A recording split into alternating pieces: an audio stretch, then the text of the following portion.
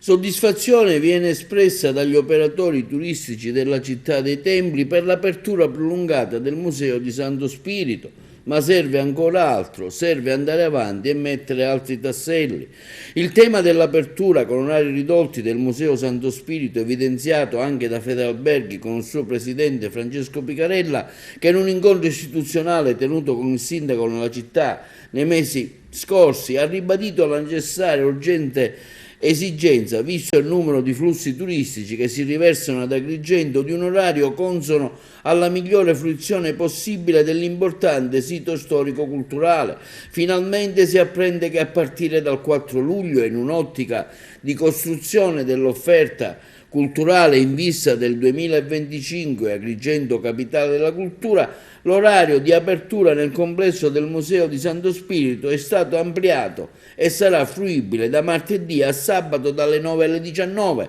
mentre nella giornata festiva della domenica dalle 10 alle 17, con chiusura settimanale il lunedì. Finalmente quella fetta di visitatori di prossimità e non solo, che intendono conoscere e visitare il nostro meraviglioso centro storico e i suoi tesori attraverso percorsi storico-culturali, saranno di certo incentivati a farlo grazie anche ai nuovi orari di apertura del museo.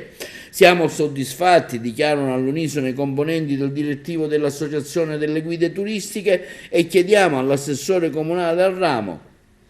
che venga riaperto l'Infopoint di Porta di Ponte, necessario e strategico per la sua posizione. Il suo venir meno, continua il comunicato, le guide turistiche limita la fruizione turistica del nostro centro storico, così come è stato del resto chiesto anche da Federalberghi Agrigento e dall'associazione di B&B Agrigento Extra, ai quali le guide agrigentine si associano nella richiesta dell'amministrazione. Sicuramente l'apertura dell'Infopoint di Porta di Ponte è un altro piccolo ma importante tassello che proietterebbe Agrigento verso quelle normali condizioni degne di una città che si appresta a vivere l'anno 2025 quale capitale italiana della cultura, così come dichiarato dall'assessore per il museo, assessore che di certo avrà modo di dare il giusto atto di indirizzo anche a tal riguardo.